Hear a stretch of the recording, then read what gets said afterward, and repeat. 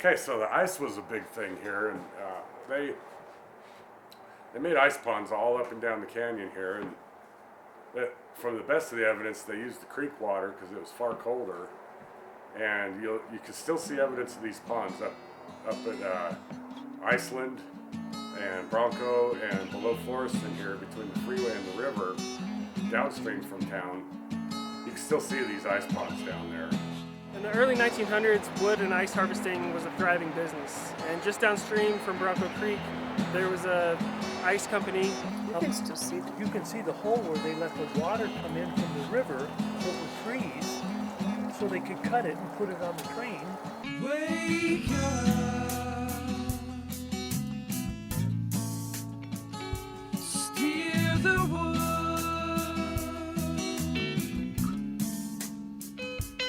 fix the shade,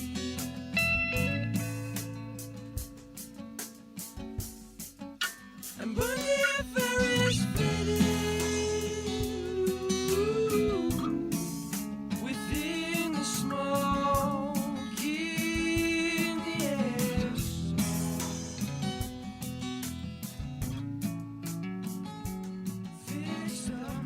In 1876, the People's Ice Company built a dam at Bronco to compete with the Pacific Ice Company, which had production facilities up and downstream of Bronco. There were some flat places by the river, if you head toward Hirschdale, that once had been ice ponds.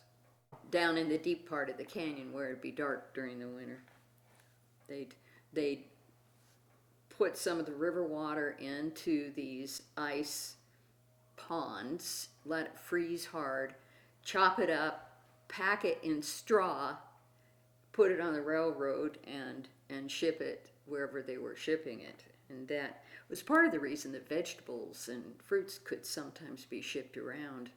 It's kind of a self-contained system here. We had the Blue Anchor Produce out of California, and they would pack their fruit, and they still do, as far as I know. At least 7 years ago on a fire, I got Blue Anchor pears. They would pack these things in a wooden crate wrapped in tissue paper and ship them back east.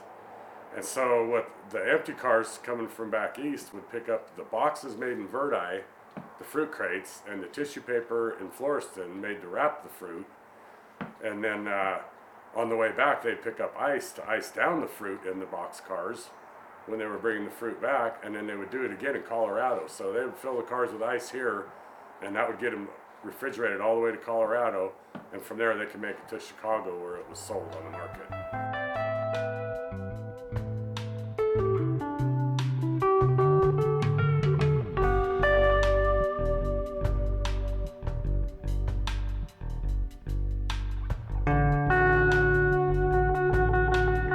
So I don't drink much beer, I just buy flowers. I have so many. They're just spectacular. Oh, it's blooming. Almost. Let me see if I can raise his little head. There he is. 30 years of flowers, this is what happens. Plus they keep multiplying and I can't bear to throw them away, so I just keep shoving them in another corner. So the Floriston Schoolhouse is sort of the heart of Floriston. We use it in lots of ways, whether it's for monthly or annual meetings. We use it to celebrate birthdays, celebrations of life. This picture was done one of Floriston's fabulous artists, Janice Pollard. Picture of the schoolhouse. This was given to me on my wedding. Okay, so the schoolhouse was built in 1899, and the main purpose was to lure families here, more stable workers, to work at the mill as bosses and such. And so they wanted to offer schools, and they had a boarding house for the girls, but the school ran until the mill closed. It reopened when the town reopened, and then closed again in probably around the 50s, I think. There was an article written about that. Oh, I have to read you this, and I've got to put it away because it's getting too light, and I'll have to kind of So there's always been contention with the members of this community when decisions had to be made. And I love this letter that was written by Alfred Funk. I'll stumble through it because it's very light, but it says, "Now today it was my good fortune to being acquainted with the fact that near Reno there are 2 dead horses that are for sale, cheap. It is my strong recommendation that the association buy these critters as soon as possible. Now I realize that another board meeting will not be called until next month, but even then, the 2 dead horses will smell no worse than our last 2 capital expenditures, the dump truck and the grader. A contentious member, Alfred Funk." I love that.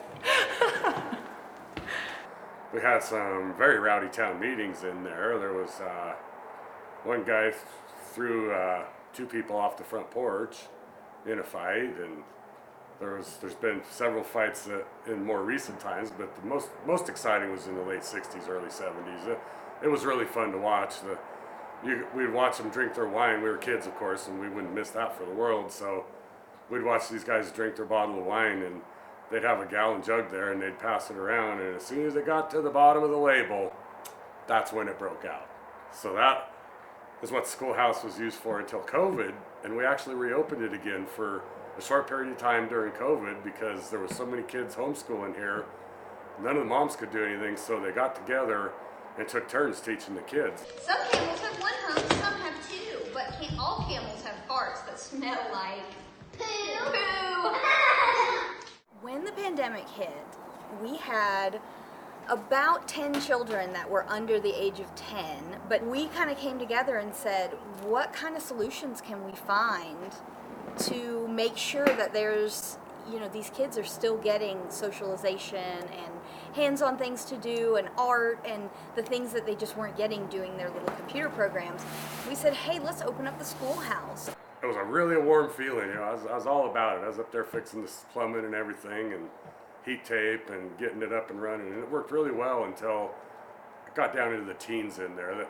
The kids were fine. The moms were freezing to death teaching. The kids were fine in 22 degrees. At recess, they wouldn't run home and drink hot chocolate. They'd go out and make snow angels. So that's your Floriston kids. They grow up tough here. They're fantastic. And so eventually we had to give up on that because it just get too cold to maintain. And since then, now we just have meetings and a few social gatherings there. Still love it. It needs a foundation. Go fund me.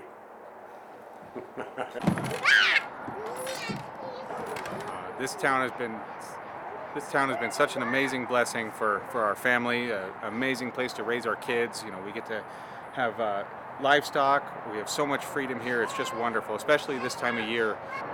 Such an incredible blessing.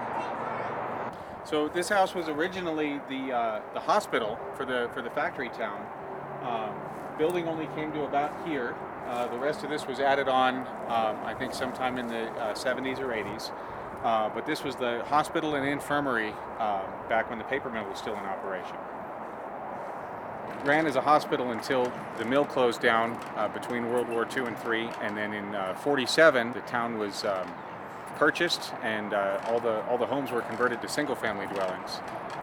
The hospital and mortuary, basically, where if somebody died in the wintertime, they had to figure out how to preserve them until they could get them the ground thawed, or they could get them to Reno to bury them or something.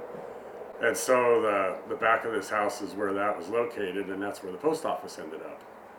And so the post office was in a mortuary until they finally gave up on little 4th-class post offices like this, and now we have cluster boxes.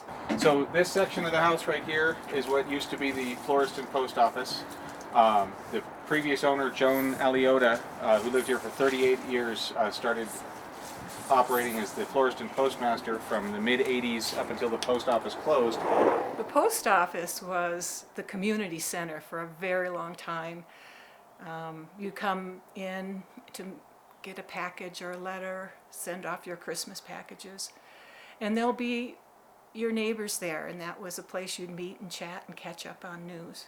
It was wonderful because you would walk. So Joanne was the postmistress, and it was open from 7 to 11 every day except for Sunday.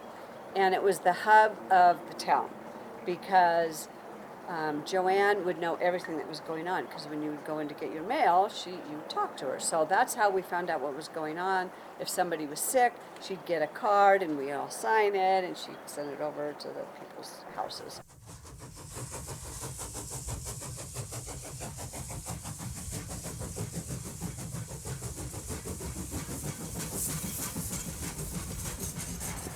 So this is the hotel that apparently burnt down in about 1916. It was a horrific fire. It burned down once, and so they rebuilt it, but in its heyday, it had a spring-loaded dance floor, and the paper mill hired a higher normal of women than men because they were so much better at working with paper. And so they would have big dances here, and the Moscone brothers that I was fortunate enough to know in Verdi, they would walk up here when they were kids, and they would come up to those dances at that, and then walk home after the dance and get home in time to milk the cows back in Verdi. The hotel was quite an interesting place in that people from both Reno and Truckee area would come down and hang out at the hotel. It had 52 rooms, which is hard to imagine in this little town. But the cool thing was it had a spring-loaded dance floor. And if anyone has ever been on a spring-loaded dance floor, it's amazing. You can't bounce against it. When you have people dancing on the downbeat, you're moving on the downbeat, and then it pops you back up, and you're just, it's an amazing experience. There's only a few left. Unfortunately, it burned. I am suspecting that it might have been burned down by the Swiss because it was getting pretty ratty. I find parts of it on this house and other houses that are off that hotel. I found windows up in the attic that had been taken out of there, and I'm reusing them in this house. So I do believe it did burn down, and they had pictures of it. Okay, so there was a lot of different types of dwellings here. The big yellow Victorian was the supervisor of the paper mill. He lived there. It appears to be forge welded, which makes it very old. This house here, the big yellow house, was built for the superintendent, and they would entertain investors. This is where they would put them up when the investors would come out from back east to see what they spent their money on. You live in this kind of a weird little place where we run ourselves. It's the way a little town like this is, weird as it may seem. As soon as I, get done dealing with work, I pull up at home, and as soon as I open the car door, I get the smell of wildflowers, lilacs blowing through the air. It's just amazing. Or to make a meal, or just to give me some company. And that was when I really learned how magical this town was.